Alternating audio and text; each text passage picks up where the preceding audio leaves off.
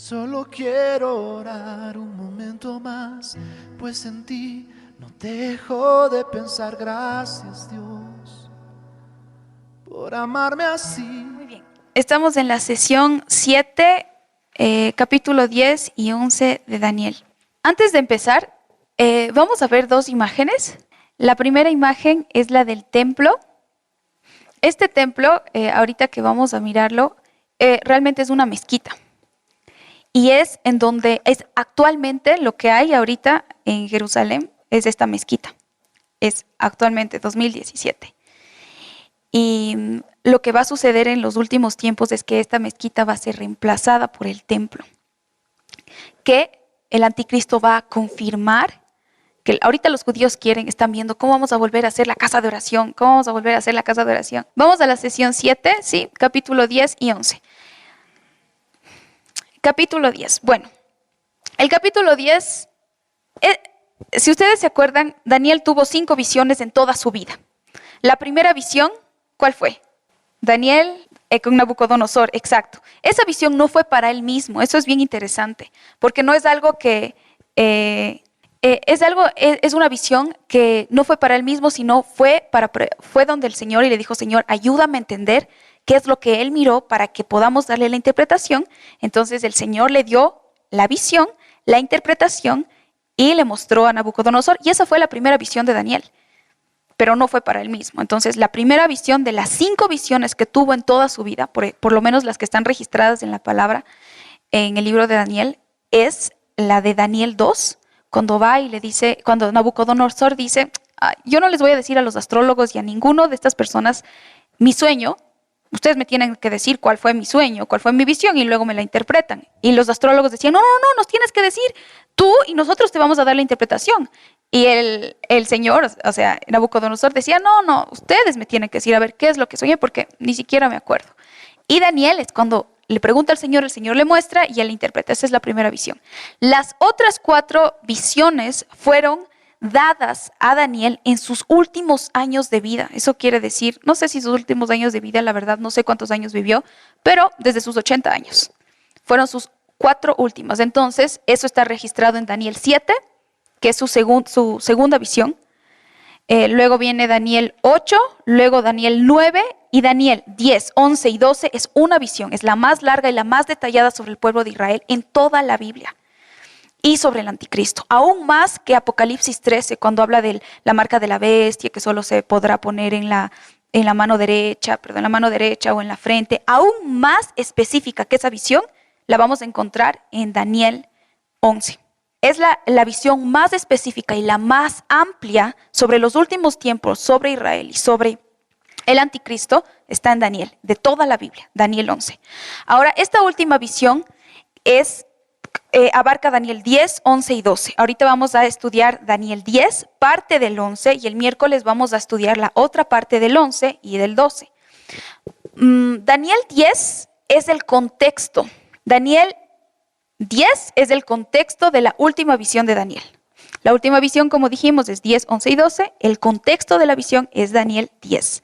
La visión en sí es Daniel 11 y Daniel 12 es el pueblo de Israel redimido. Esa es la tercera visión. Entonces, la tercera visión, otra vez, cubre Daniel 10, 11 y 12. Daniel 10 muestra el contexto. La visión en sí está en Daniel 11. Y Daniel 12 es cómo el Señor va a redimir al pueblo de Israel. La primera imagen es la mezquita. ¿Todos alcanzan a ver? ¿Sí? La mezquita, ahorita, esa es la que está en Jerusalén, en donde era el templo de Salomón, que ahora ya no hay, o sea, solo restos, digamos.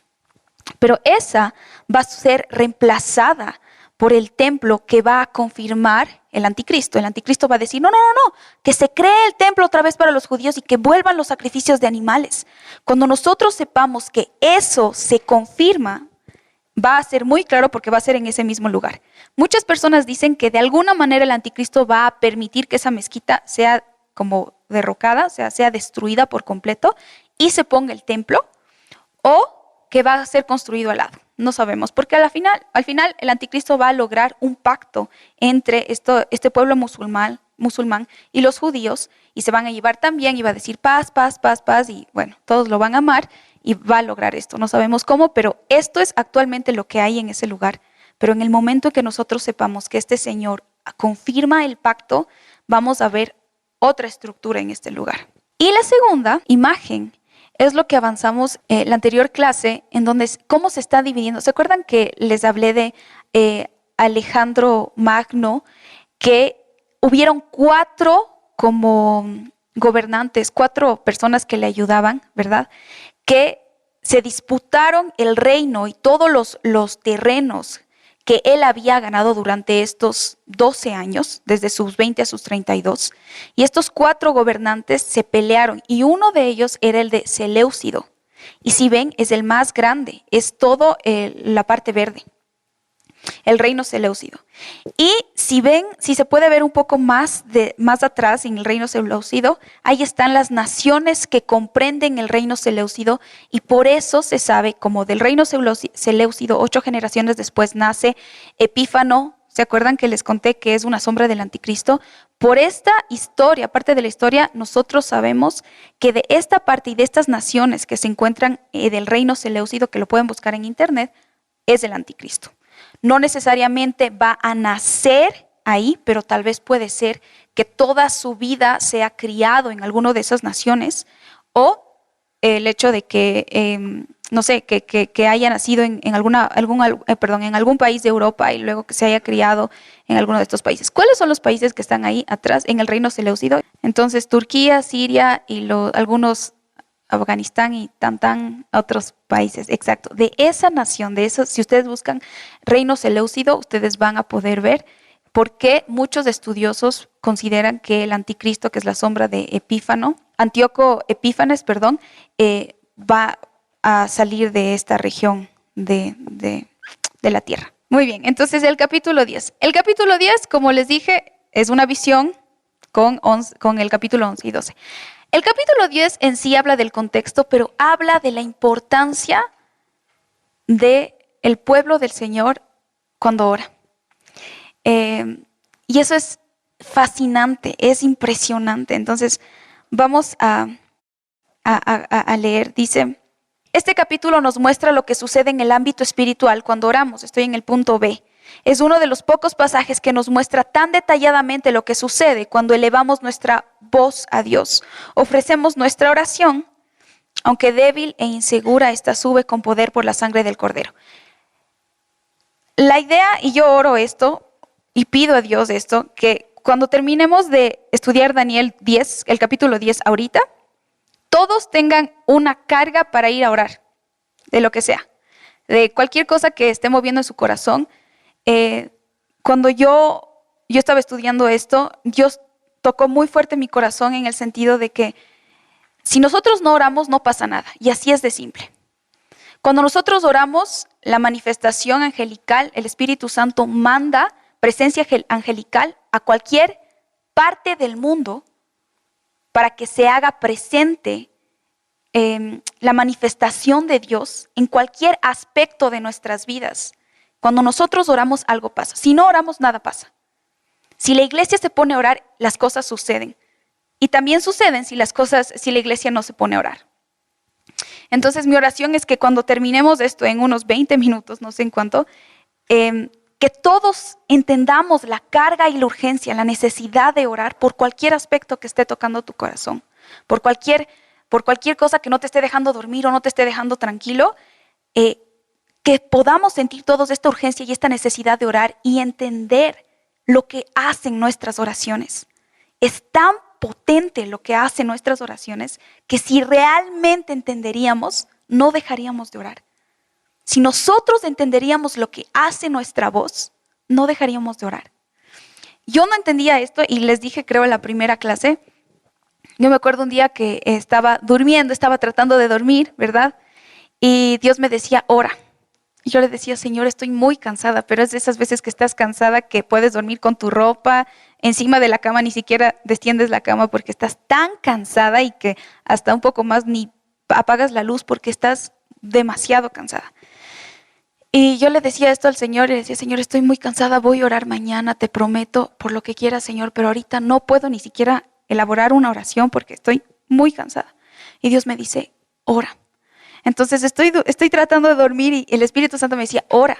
Y yo, Señor, sí, y más era mi pelea con Dios que ponerme a orar. Creo que la verdad no estaba entendiendo cuál era el punto del Señor. Entonces, en eso que estoy tratando de dormir, Dios me dice otra vez, ora. Hasta que Dios me dice, ¿no sabes cuánto me importa tu voz, Karen? Y eso a mí me mató. Entonces me levanté, prendí la luz, me senté y me puse a orar. Y ahí entendí un poco más cuánto le importa a Dios nuestra voz. Y hay este versículo en mi mente todo el tiempo de que el Señor dice, y busqué hombre que se pusiese delante de mí, que hiciese vallado y se pusiese delante de mí a favor de la tierra, pero no lo encontré. Y pum, el Señor manda juicio. O cuando Moisés va y le detiene, ¿se acuerdan que les conté igual que Moisés le dice, no Señor, no Señor, no Señor? Le dice al pueblo de Israel, acuérdate lo que vas a hacer con ellos, acuérdate Señor, acuérdate. Dios necesita esa gente que comience a orar. Porque nosotros oramos y Dios manda ángeles. Nosotros no oramos, Dios no manda ángeles. ¿Por qué? Dios puede hacerlo con su gran poder, puede mover su mano y pueden venir ángeles y legiones de ángeles, aunque nadie ore. Pero Dios es como que hizo un pacto con Él mismo de no hacer nada sin interacción con sus hijos, sin interacción con los que ama. Porque los ama tanto, quiere compartir su corazón y no va a mover nada sin que ellos eleven su voz. Y si nosotros entendemos esto, va a ser totalmente una diferencia. Yo me acuerdo que pasa algo, hace tiempo no pasaba esto en mi corazón para nada, pero ahora es una urgencia de que pasa algo, o vemos algo en las noticias, o hay una persona, podemos entrar en acuerdo con cualquier persona y decir, oremos. Y es porque Dios va a enviar ángeles. Y no es que Dios va a estar, no, tal vez no envía, no, Dios envía ángeles. Dios envía una presencia angelical para ayudar. Hay ángeles que están vestidos como humanos, que los confundimos como humanos. Cuando dice, muchos de ustedes no saben que hospedaron ángeles en sus casas. ¿Por qué? Porque no es que vienen con alas, o bueno, no sé si tienen alas, pero no es que son gigantes. Yo he escuchado que son súper grandes, pero no se presentan así siempre delante de los humanos, delante de los hombres. Pero si nosotros oramos y entendemos la importancia de nuestra voz, todo vamos a hacer orando. Pasa algo, oramos, pasa algo, oramos, pasa algo, oramos. Y suceden cosas impresionantes. Entonces el capítulo 10 es específicamente sobre la importancia de la oración. Dice, en Efesios 6:12, dice, porque no tenemos lucha contra sangre y carne, sino contra principados, contra potestades, contra los gobernadores de las tinieblas de este siglo, contra huestes espirituales de maldad en las regiones celestes. Este versículo es bien importante porque nos muestra el rango del poder satánico existente en la tierra. Los principados es el rango más alto. Después vienen las potestades, después vienen los gobernadores de las tinieblas y luego las huestes espirituales de maldad. Entonces, cuando oramos, podemos estar orando en contra de un principado, de una potestad, de un gobernador de las tinieblas o de una hueste espiritual de maldad. Y esto es bien importante saber porque a veces nosotros nos metemos en una lucha espiritual y comenzamos a orar, Señor, en el nombre de Jesús, yo declaro que, y pum, pum, pum, pum, y declaramos cosas y no sabemos con qué rango satánico nos estamos metiendo y a veces terminamos como apaleados porque no estamos preparados. Yo me acuerdo que un día me puse a orar por una persona que quiero mucho y comencé a orar y luego no me podía levantar de mi cama porque me dolía todo el cuerpo. Y mi amiga me dice, ¿por quién intercediste? De la nada, me dice así nomás. Me dice, ¿el Señor te mandó a hacerlo? Y yo le dije, no, simplemente comencé a luchar en el nombre de Jesús, yo declaro, y me estaba metiendo. Y ni siquiera sabía con qué me estaba metiendo. Y luego no me podía levantar de la cama. Hasta que después me enseñó el Señor la importancia y la diferencia de, está bien declarar las cosas, pero si el Señor no nos manda específicamente a declarar, no podemos meternos a luchar porque no sabemos con qué rango demoníaco nos estamos metiendo. Y eso es algo que yo lo aprendí a la mala y porque pasaron otras experiencias igual, pero hay una gran importancia en cubrirnos con la sangre de Cristo. Y sé que hay muchas personas que dicen, pero yo les digo específicamente porque a mí el Señor eso me enseñó, poder decir en el nombre de Jesús, yo estoy cubierta con la sangre de Cristo y cubro a mi familia, cubro mi salud, aún cubro las cosas materiales que el Señor me ha dado, cubro mis relaciones de amistad, de amigos, y luego comienzas a orar. Y es muy diferente comenzar a decir, en el nombre de Jesús, yo declaro y te ato y pum, pum, pum, pum, a decir, Señor, hoy te pido en el nombre de Jesús que tú, ¿me explico? Es diferente cómo estamos yendo, no estamos metiéndonos y como aquí estoy, sino, Señor, te pido que tú, por favor, Señor, en el nombre de Jesús, yo te pido, Señor, por favor, libéralo, Señor, tú hazlo, Señor, de esa manera, y no como yo declaro y yo lo ato y yo lo tomo por o sea, no. Hay personas que ya están preparadas y han sido completamente equipadas, gloria a Dios por eso. Pero yo, específicamente, yo no estaba preparada y mi cuerpo me comenzó a doler mucho, mucho, y era porque me estaba metiendo con un rango demoníaco con el que el Señor, yo no estaba preparada para eso y el Señor no me había mandado.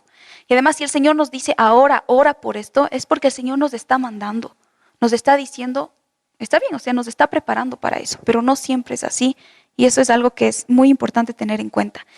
Las personas que hacen guerra espiritual muy fuerte y que todo el tiempo están en esto, ellos toman este versículo para entender también los rangos demoníacos que existen. Entonces, primero son los principados, luego son las potestades, luego los gobernadores de las tinieblas y luego las huestes espirituales de maldad.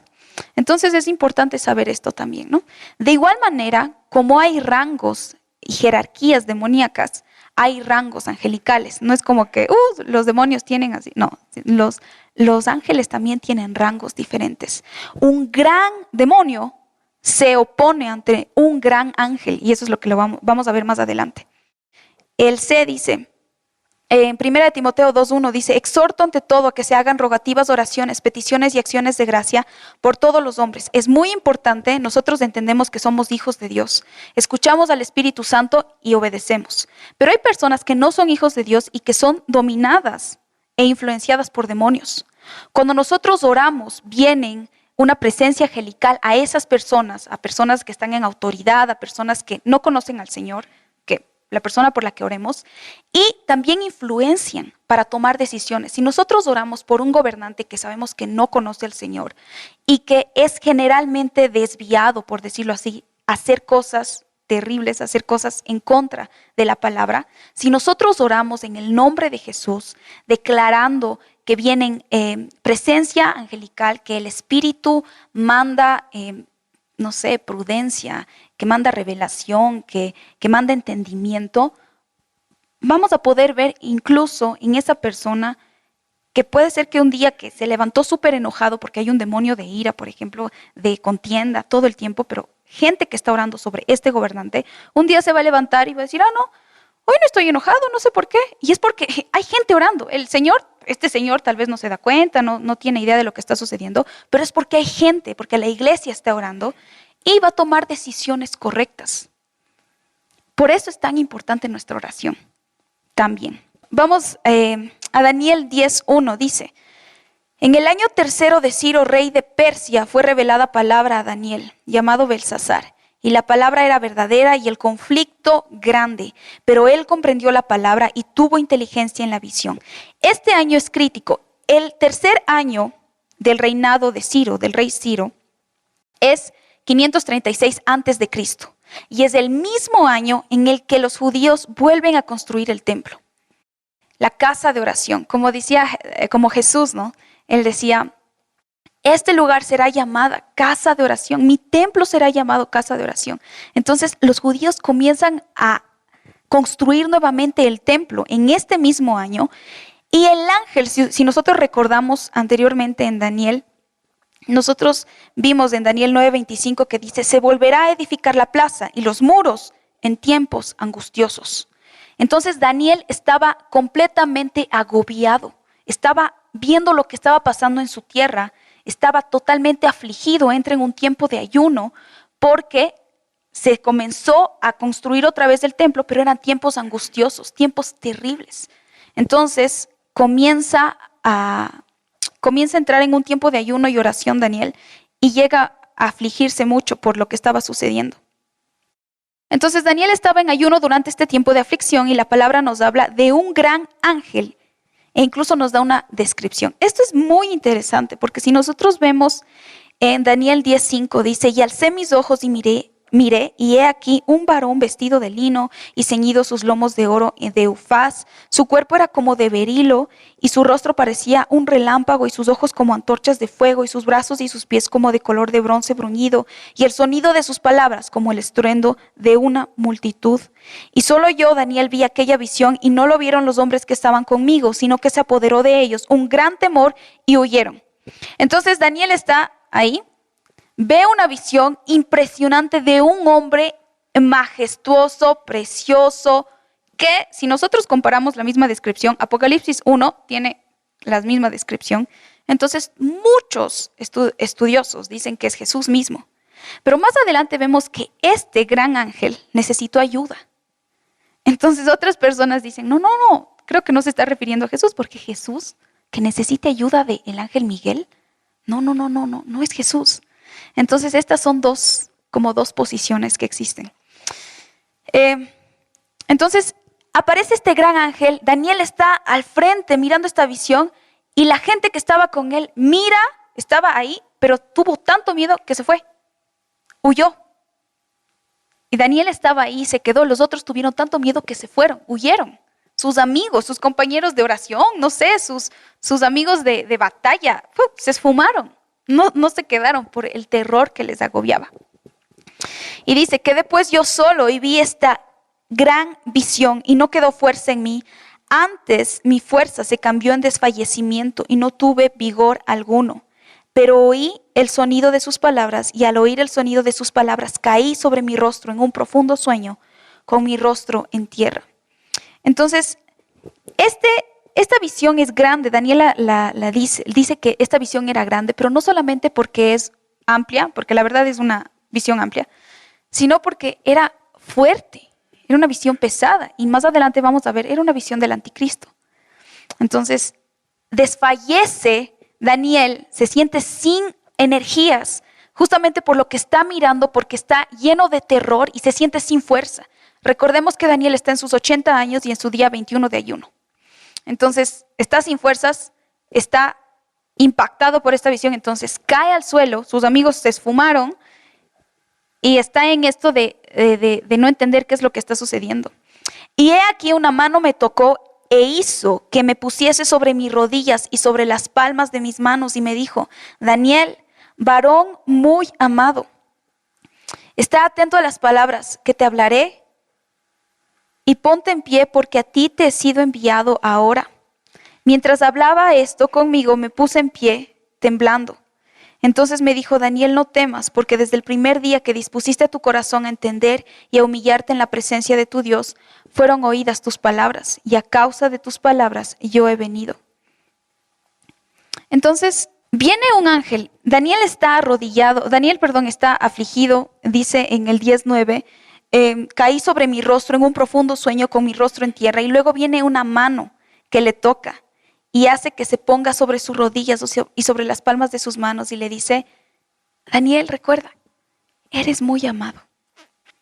Y esta palabra, esta afirmación es impresionante.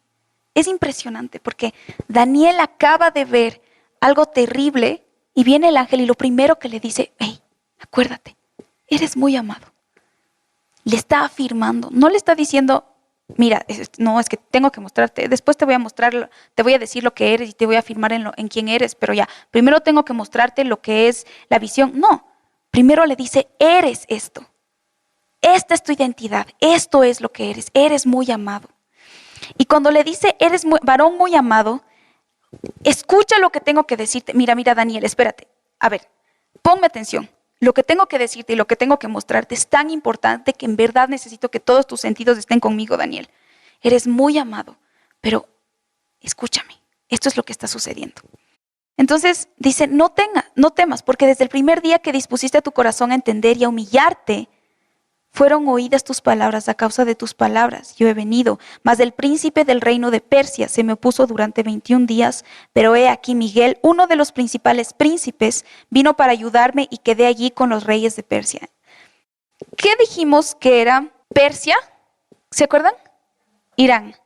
Entonces, la potestad que está sobre Irán, perdón, el principado que está sobre Irán, este demonio estaba peleando contra este gran ángel que está descrito en Daniel 10 desde el 5, que Daniel lo llama, era un gran ángel, no tiene un nombre, no es Miguel, no es Gabriel, no, es un gran ángel, que tiene muchas de las características de Apocalipsis 1, que Apocalipsis 1 habla de Jesús, entonces, pero más adelante dice, uno de los principales, estaba yo peleando, pero luego vino Miguel y vino a ayudarme. Entonces, por eso sabemos que no es Jesús, no, como que no cuadra mucho eso. Pero este gran ángel le dice, desde el primer día que tú quisiste buscar al Señor, quisiste entender la visión, desde el primer día yo fui mandado a ti, pero se me opuso el principado de Irán, se me opuso el príncipe de Persia. Estuvo luchando conmigo y no podía venir. Entonces imaginamos a Daniel día 1. Seguro mis oraciones, bueno, tal vez no están haciendo nada. Bueno, voy a seguir orando. Día 2, igual. Cansado, en día de ayuno. Día 3, sin respuesta. Día 4, día 20, sin fuerza. 80 años en el suelo. Y luego viene un ángel y le dice, eres muy amado. Perdóname, estoy poniendo mis propias palabras, perdóname por llegar tarde, la verdad. En verdad, mira, fui mandado desde el primer día, pero se me opuso el principado de Irán, se me opuso el príncipe de Persia. Entonces, no podía venir, pero luego vino Miguel para poder ayudarme. Ahora entendemos esto. Un principado, el principado de Persia, que ahorita literalmente es el que está gobernando sobre Irán, este es un principado, y como lo leímos en Efesios 6:12, cuando se presenta un principado, va en contra de un principado. Por ejemplo, cuando este gran ángel estuvo luchando con este principado de Persia, es porque este era un ángel al mismo nivel. ¿Me explico? En el rango celestial y en el rango demoníaco. Si es el más alto rango demoníaco, es porque está luchando con el más alto rango angelical. Si está luchando con un pequeño ranguito, también va a luchar, un pequeño ranguito demoníaco va a luchar también con un ángel que no necesariamente tiene que ser un gran ángel. Pero este era un gran ángel luchando con una potestad que fue ayudado por Miguel. Entonces eso nos dice la palabra. Vamos a la letra G. La palabra nos menciona lo que sucedía. Desde el primer día en que dispusiste tu corazón a entender, a humillarte, fueron oídas tus palabras, mas el principado, es el mayor nivel demoníaco, de Persia se me opuso durante 21 días. Cada nación tiene su demonio, pero también hay ángeles asignados para cada nación. ¿Cómo es que un demonio se opone a un ángel de alto rango? Aquí vemos que tanto el ángel como el demonio eran de alto rango. Un demonio de alto rango combate con un ángel de alto rango. Entonces Daniel desde el primer día se da cuenta que, mis oraciones sí estaban surgiendo efecto. Mi ayuno, el ayuno no es algo que mueve el corazón de Dios, sino a nosotros nos habilita a ser mucho más sensibles a lo que el Señor está mandando, ¿verdad? El Señor está mandando revelación, sabiduría, pero nosotros tenemos tantas estructuras en nuestra mente que no captamos todo. Pero cuando ayunamos, estamos tan sensibles y somos mucho más sensibles a lo que el Señor está mandando y a que nosotros podamos como tomar lo que el Señor está mandando. Por eso es tan poderoso el ayuno. Ahora, ¿por qué el Señor no movió su mano? Simplemente dijo, gran ángel, sé libre, anda donde Daniel, que el ángel Miguel no necesita ayudarte, mira. Yo soy el Señor Todopoderoso y ya. No. ¿Por qué? Dios no hace esas cosas porque necesita de sus hijos. Pero el Señor no tiene ninguna necesidad, Karen. ¿Cómo vas a decir que el Señor tiene necesidad? El Señor no es que tiene una necesidad como una falta. Pero el Señor tiene un deseo y es poder contar con nosotros. Porque el Señor siempre ha querido una familia, siempre. O sea, lo único que es, el Señor nos atrae para contar con nosotros, nos cuenta sus secretos para que seamos partícipes de lo que estaba sucediendo. y nos muestra lo que está pasando para que comenzamos a interceder. Y solo cuando estemos delante de Dios vamos a darnos cuenta lo impresionante y a los lugares en regiones que tal vez nunca hemos podido estar presentes con cuerpo físico, donde nuestra oración sí llegó.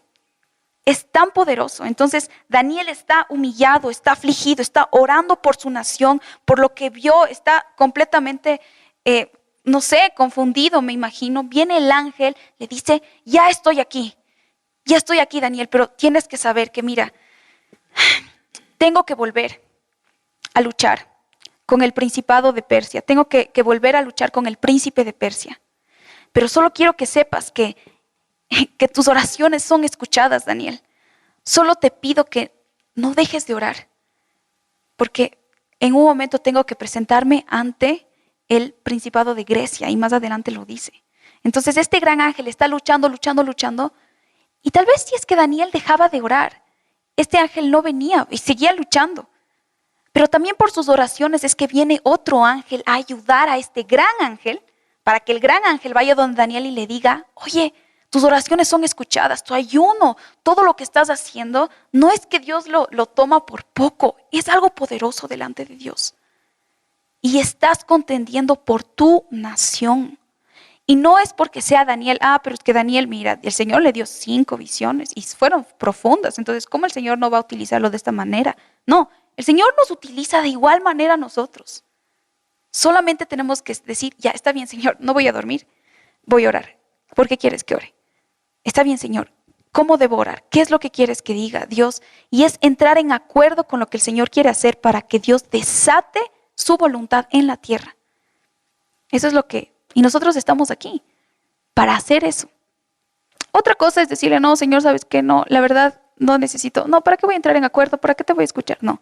Y es impresionante porque cuando entramos en acuerdo, Dios nos muestra algo, oramos, y Dios nos muestra después más, y oramos, y luego Dios nos muestra algo más, y oramos, y luego Dios nos muestra algo más fuerte y más grande, y seguimos orando. Y tiene un valor muy, muy preciado. Después dice, en Daniel 11, la visión que está registrada en Daniel 11 es bien fuerte. Y en letra H dice, este gran ángel le dice que estaba combatiendo con varios reyes de Persia. Entonces, si es que nosotros vamos a Daniel 10:13, dice, mas el príncipe del reino de Persia se me opuso durante 21 días. Pero he aquí Miguel, uno de los principales príncipes, vino para ayudarme. Uno de los principales príncipes, ¿quién es? Miguel. Él vino para ayudarme y quedé allí con los reyes de Persia. Son varios, ¿no? Las potestades, entonces nos muestra que no es solo una potestad, es un demonito ahí chiquito. No, una potestad son varios, porque dice, quedé allí con los reyes de Persia. Son los reyes, refiriéndose a la categoría, ¿no? Y Persia, que ahora nosotros sabemos que es Irán. Entonces es bien importante que nosotros podamos perseverar en lo que el Señor quiere hacer, ¿verdad? Después dice en el punto I, si nosotros nos vamos al versículo que es Apocalipsis 12, 7 al 9, dice, después hubo una gran batalla en el cielo. Miguel y sus ángeles luchaban contra el dragón y luchaba el dragón y sus ángeles, pero no prevalecieron ni se halló ya lugar para ellos en el cielo. Y fue lanzado fuera el gran dragón, la serpiente antigua que se llamaba Diablo y Satanás, el cual engaña al mundo entero. Fue arrojado a la tierra y sus ángeles fueron arrojados con él. Es bien interesante, en Apocalipsis nos habla que Miguel se va a levantar otra vez para defender a Israel. Se entiende que Miguel está encargado del pueblo, de la ciudad, del país, de Israel. Miguel está sobre Israel. Y de igual manera, nosotros sabemos, porque las partes específicas nos hablan de esto, a partir de esto muchas personas, muchos estudiosos consideran o piensan que cada país tiene un ángel. Y de igual manera que tenemos, como un ángel grande, hay una potestad, ¿no? Sobre cada país.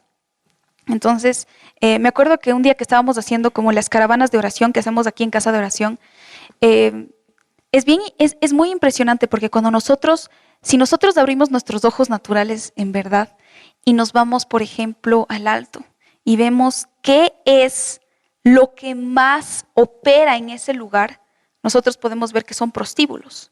Entonces, como el nivel demoníaco que está ejercido sobre el Alto específicamente. No hablo sobre La Paz, no hablo tampoco sobre Bolivia, pero sobre el Alto, porque también hay por partes pequeñas, ¿no? en Bolivia o en diferentes países del mundo. Sabemos que es el de la prostitución, por ejemplo, en el Alto. Una amiga me decía que en una parte de La Paz es impresionante, hay puras sectas, pero así, todas están en esa parte de La Paz, todas. En esta esquina y luego es esta, pero no tiene título, y luego es esta, y la acá te leen en la mano, y acá hay esto, y esta es la secta ni sé qué, y esta es la... Y todos están ahí. No es como que están divididas, tal vez algunas están divididas, pero sabemos cuál es el rango demoníaco que está ejerciendo, está operando en ese lugar geográfico. Y por eso nuestra voz es tan importante y los ojos naturales que el Señor nos ha dado para poder orar, aún con lo que vemos, con conocimiento, para que el Señor mueva su mano, para que envíe el Espíritu Santo un movimiento angelical en donde todo lo que opera, que está en contra del Señor, sea derribado. Entonces se dice que Miguel está sobre Israel y que en los últimos tiempos se va a levantar nuevamente para defender a Israel. Lo dice en Apocalipsis 12, 7 al 9. Ahora, ¿por qué los ángeles se levantan como, no es que andan dormidos tampoco, pero como que tienen mucha más actividad y mucha más presencia angelical? Se levantan porque hay un movimiento de oración. Muchas personas dejan de lado el movimiento de oración, ¿no? Muchas personas, no, la oración sí es buena, digamos, pero es aburrida y muchas personas, bueno, yo pensaba eso antes, pero ahora es algo muy diferente. Entonces, ¿por qué después de un tiempo, en los últimos tiempos, se va a levantar Miguel para defender con sus otros ángeles a Israel? Porque se va a levantar un gran movimiento de oración a nivel global, clamando por Israel. El entendimiento de decir, Señor, ven, bendice a Israel, trae paz a Israel. Todos los que aman a Israel, bendíganla. Oren por la paz de Jerusalén. Está en la palabra, está en la Biblia eso. Ora por la paz de Jerusalén. Entonces va a haber un movimiento, va a haber un entendimiento tan fuerte de la importancia de nuestras oraciones y de poder orar por Israel, que el ángel Miguel va a levantarse con más presencia angelical y con sus ejércitos va a defender y va a luchar por Israel en los últimos tiempos cuando el anticristo se levante. Y de igual manera en cada nación. Bueno, entonces para terminar, dice el ángel, le dice, cuando termine con el príncipe de Persia, vendrá el de Grecia, Daniel 10:20, pero recuerda que hay un plan mayor, tú eres parte del plan, Daniel. Déjame decirte, no hay otro poder angelical del rango de Miguel que pueda ayudarme con estos poderes demoníacos. De esta manera sabemos que ángeles se ayudan entre sí. ¿Cómo sabemos que los ángeles se ayudan entre sí? Si nosotros vemos Daniel 11, para empezar, Daniel 11. Dice, y yo mismo en el año primero de Darío el Medo estuve para animarlo y fortalecerlo. Y aquí está hablando el gran ángel, diciendo, Miguel vino a ayudarme, pero justamente en este tiempo yo también estuve ahí para ayudar a Miguel. Entonces son ángeles de alto rango que se ayudan entre sí para poder hacer lo que la iglesia está clamando. Bueno, ese es el capítulo 10 de Daniel. Ahora vamos al capítulo 11. Ese era el contexto de la visión. La visión es del capítulo 11. Ahora, vamos a dividir en dos partes la visión, que es del capítulo 11. Vamos a empezar a estudiar desde Daniel 11, 36 al 45 ahorita. Y el próximo miércoles, que es nuestra última clase, vamos a empezar, por decirlo así, Daniel 11, y hasta el 35, porque ahorita vamos a empezar el 36, y Daniel 12 también. Y también vamos a tener un repaso, ¿no? de la segunda parte de Daniel, el próximo miércoles. Bueno, capítulo 11. Entonces nos vamos a ir a Daniel 11:36 y vamos a estudiar hasta el 35, a revisar hasta el 35. Entonces, el versículo 36 al 39 nos habla sobre la actitud religiosa del anticristo. El verso 40 al 45 nos habla sobre sus actividades militares y más adelante el capítulo 12 vamos a ver la liberación del pueblo de Israel después de la gran tribulación. Bueno, las profecías más detalladas sobre el anticristo en el Antiguo Testamento se encuentran en Daniel 8 y Daniel 11, que es la más larga. aún más larga que Apocalipsis, bueno, si hablamos del Nuevo Testamento, de Apocalipsis 13. Como les decía al principio, en Apocalipsis 13 habla de la marca de la bestia, que solo será en la mano derecha o en la frente, más específica y más grande que esta, que esta descripción detallada tenemos en el capítulo 11. Entonces, Daniel 11, 36 al 37 dice, y el rey hará su voluntad y se ensoberbecerá y se engrandecerá sobre todo Dios y contra el Dios de los dioses hablará maravillas y prosperará hasta que sea consumada la ira, porque lo determinado se cumplirá.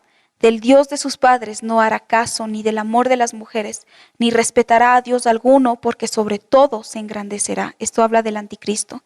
Entonces, hablamos de la parte de el rey. ¿Cómo sabemos que el rey se refiere al anticristo? Bueno, porque habla de un líder político. Cuando nosotros veíamos en Daniel 7, hablaba de que era un rey, que era un líder político que se va a levantar un pequeño cuerno, ¿verdad? Lo que habíamos repasado antes. En Daniel 7:24 habla de otro rey que se está refiriendo al anticristo, ¿no? Cuando estaba hablando de los 4 reyes que se levantarán, pero el cuarto rey es el que más temor me da, el que no entiendo qué es esto, Ángel, explícame, ¿qué significa la cuarta bestia, que es la más terrible de todas? Y el ángel le comienza a describir que es un rey que se va a levantar, un príncipe que ha de venir. Entonces, de esta manera nosotros hablamos y entendemos que el anticristo también es llamado en la palabra como un rey. Hará su voluntad. Este hombre hará lo que le plazca. Hitler tuvo muchas cosas que quería hacer, pero las personas que estaban con él le decían, no, creo que es mucho. Entonces se desanimaba y otra vez se volvía a animar. Se desanimaba y se volvía a animar. Entonces retrocedía, avanzaba, retrocedía, avanzaba. Este hombre no va a ser así. Este hombre no va a necesitar ni siquiera apoyo de la gente. No va a tener temor ni de Dios ni del hombre. Entonces hará lo que le plazca, lo que le venga en gana, sea bueno, sea malo, le parezca bien a la gente, no le parezca bien a la gente. Y como va a prosperar y va a caer bien a tantos, él va a seguir haciéndolo. Entonces no tiene que guardar, digamos, como una imagen delante de las personas. Dice que se engrandecerá sobre todo Dios. Este hombre se va a declarar Dios. Su facilidad y brillantez en el manejo de lo económico, religioso, político y toda esfera de la sociedad hará que este hombre se sienta confiado en sus decisiones y no temerá a Dios. Se exaltará a sí mismo como Jesús el príncipe sobre Dios y se proclamará Dios. Eso está registrado en Daniel. Y también podemos verlo en 2 de Tesalonicenses 2:4, donde dice, el cual, habla del anticristo, se opone y se levanta contra todo lo que se llama Dios o es objeto de culto, tanto que se sienta en el templo de Dios como Dios, haciéndose pasar por Dios. Es lo que va a suceder, ¿no? Entonces se va a sentar, va a entrar al templo. ¿Cómo sabemos que va a haber templo? Porque dice que se va a sentar en el templo. Entonces tiene que haber un templo. Se va a construir el templo, va a entrar, se va a sentar y se va a declarar Dios y se va a hacer pasar por Dios. Entonces sabemos que va a haber un templo y es el que va a firmar. Es bien importante porque primero, como dice al principio, que va a caer bien a todos, dice, contra el Dios de los dioses hablará maravillas. La verdad, no sé si está bien especificada la versión bíblica, pero yo sabía que va a caer tan bien a las personas como va a hablar. Primero, nadie va a ver que es un hombre malo, porque como va a declarar la paz, como va a ser una alianza entre judíos y musulmanes, entonces no va a caer mal a nadie, pero va a empezar muy bien, ¿no? Sabemos que son 7 años, 3 años y medio, 3 años y medio, en la mitad es la abominación desoladora, que es cuando él se siente en el templo y dice, soy Dios, alábenme.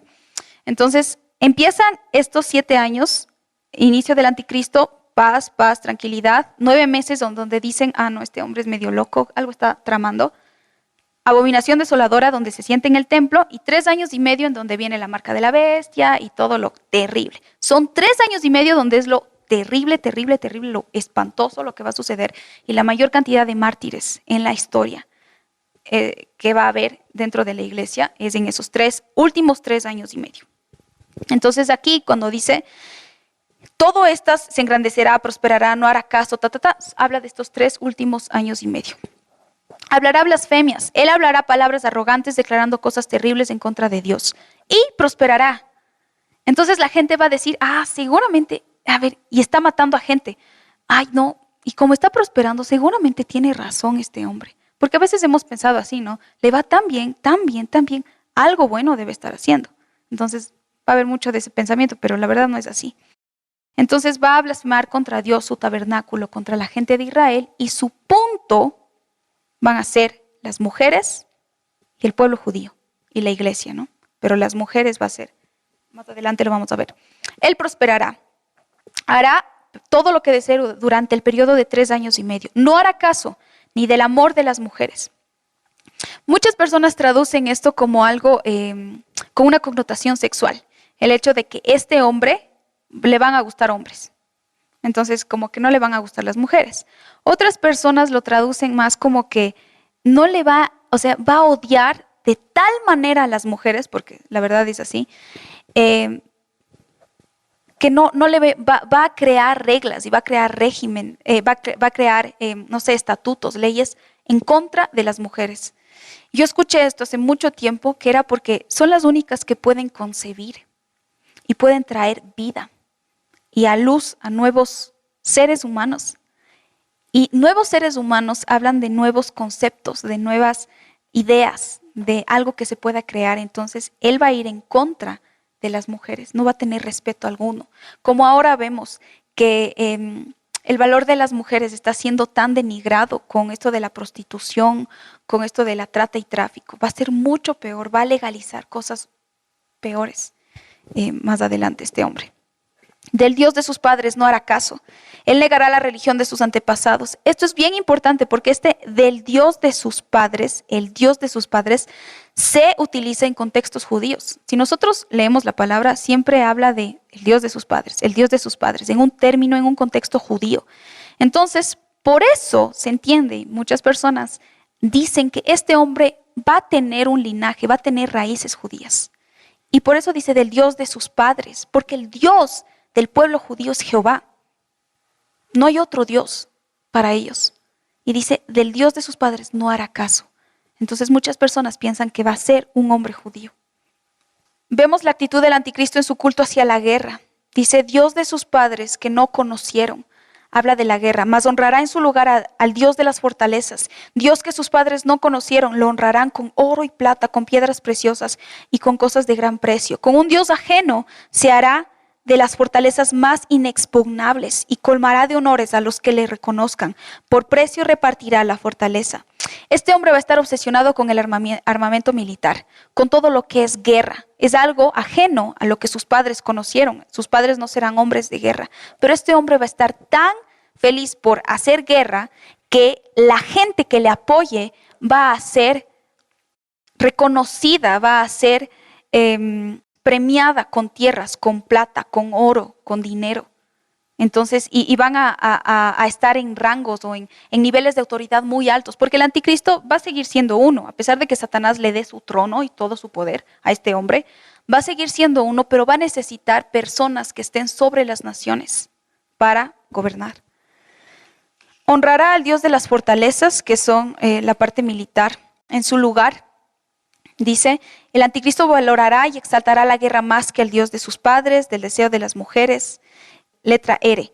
Pero al cabo del tiempo el rey del sur contenderá con él y el rey del norte se levantará contra él como una tempestad con carros y gente de a caballo, muchas naves. Y él, el anticristo, entrará por las tierras e inundará y pasará. Entrará a la tierra gloriosa que es Jerusalén y muchas provincias caerán, mas éstas escaparán de su mano, Edom y Moab. Y la mayoría de los hijos de Amón extenderá su mano contra las tierras, habla de países, y no escapará el país de Egipto. Cuando habla el rey del sur, habla de Egipto o una confederación. Si nosotros vemos el mapa, Israel está, generalmente, la mayoría de la Biblia cuando habla del sur, el norte, el este, siempre es en torno a Israel, siempre. Generalmente, hay muy pocas excepciones cuando no se refiere a Israel. Pero si nosotros vemos quién está al sur de Israel, nosotros vemos que es Egipto. Ahora, no es específicamente, tal vez no se trata específicamente de Egipto. Solo cuando estemos en estos días vamos a entender, no, tal vez no era tanto solo Egipto, tal vez se trata de una confederación, pero Egipto está adentro o Egipto está al mando. Entonces, cuando habla del rey del sur, habla de Egipto. Dice que el rey del sur lo atacará. Eso quiere decir que Egipto no va a estar feliz o en paz con este hombre. La tierra de Egipto, todo el país de Egipto. Y después dice, y el rey del norte también lo atacará, y esto habla de Siria o una confederación. Cuando nosotros vemos el mapa, simplemente si buscar Israel, ¿qué queda al norte? ¿Qué queda al sur? ¿Qué queda al este? Entonces nosotros nos podemos ubicar más en lo que se refiere a esto.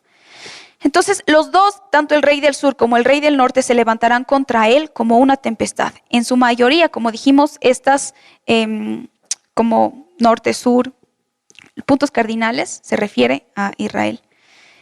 La palabra dice que el rey del norte lo atacará y el rey del sur lo atacará también. Él entrará a las tierras que lo atacaron y las inundará y pasará.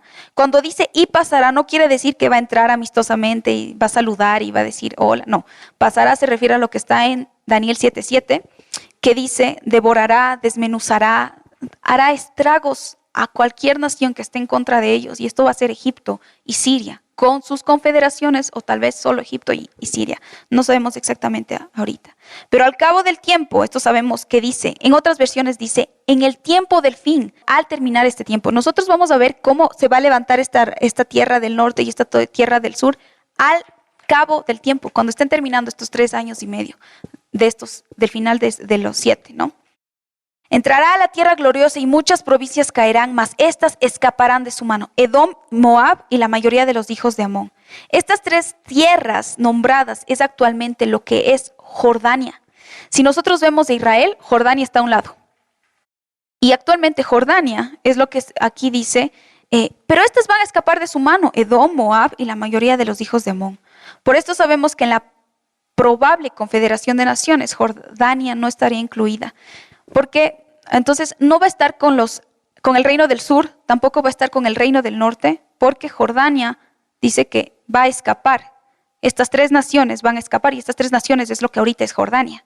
Entonces Jordania no va a estar ni con el reino del norte ni con el reino del sur. Ahora el reino del norte va a atacar al anticristo, va a estar en contra del anticristo. El reino del sur va a atacar al anticristo, va a estar en contra del anticristo. Jordania, que viene a ser Edom, Moab y la mayoría de los hijos de Amón, parte de Amón, como aquí dice, Edom y Moab, no está con estos dos, entonces parece que Jordania no va a estar en contra del anticristo, porque este está en contra, este va a escapar, pero parece que no va a estar en contra. Ahora la palabra en Isaías 63 nos dice que cuando Jesús entre a Jerusalén para derrotar al anticristo, él marchará a través de la tierra de Edom, Moab y Amón. Va a entrar y va a marchar por Jordania. Va a entrar por Jordania. Y dice, sus vestiduras estarán llenas de sangre porque marchará destrozando todo aquello que se opone a lo que él estableció. Entonces, Isaías 63 nos habla cómo Jesús va a entrar y dice, ¿y por qué? ¿Quién es este hombre que viene con vestidos rojos?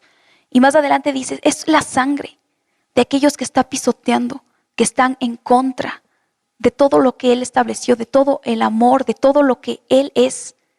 Y dice que va a entrar por Edom, por Moab. Entonces nosotros sabemos que estas naciones van a estar a favor del anticristo. ¿Me explico? Extenderá su mano contra las tierras, contra los países, y no escapará el país de Egipto. Se apoderará de los tesoros de oro, plata, de todas las cosas preciosas de Egipto y de las tierras en donde él entre. Por ejemplo, Egipto ahorita es muy importante su aceite y el canal de Suez. Esto parece que el anticristo lo va a tomar, todas las cosas que sean preciadas para las naciones, él lo va a derrotar, lo va a tomar para él. Entonces, bueno, más adelante, el libro de Apocalipsis nos habla de los reyes de Oriente. Esto habla de una confederación asiática que va a resistir al anticristo en los tiempos finales de los tiempos finales. Entonces, en lo final de lo final. Estas personas traerán conflicto a las naciones. Cuando habla de los del norte, es probable que no se refiera a Siria solamente, sino como una confederación. Y de igual manera cuando habla de los del sur. Es probable que se refiera a la confederación de las 10 naciones que van a estar en el norte. Esto está en Ezequiel. 38:6 y 15 y 39:2, que va a haber esta confederación que está apoyando al anticristo, va a estar en el norte. Entonces cuando dice, se levantarán los reyes del norte, y dice que van a generar conflicto, que le va a perturbar, le va a molestar al anticristo. Entonces entendemos que parecen que son estas 10 naciones desde el principio, ¿se acuerdan? Que eran 10 naciones y luego el pequeño cuerno y luego mata 3. Estas 10 naciones que siguen siendo naciones, aunque haya matado a 3, siguen habiendo naciones enteras. Van a crearle conflicto, van a generarle conflicto de alguna manera y él se va a enojar. Y plantará las tiendas de su palacio entre los mares y el monte glorioso y santo. Eso es Jerusalén. Los mares habla del mar Mediterráneo y el mar muerto, que ahorita está Israel ahí, en donde va a estar el templo. Y llegará a su fin y no tendrá quien le ayude. Después en 2 Tesalonicenses 2:8 dice, Pablo decía, el anticristo va a ser matado con un soplo.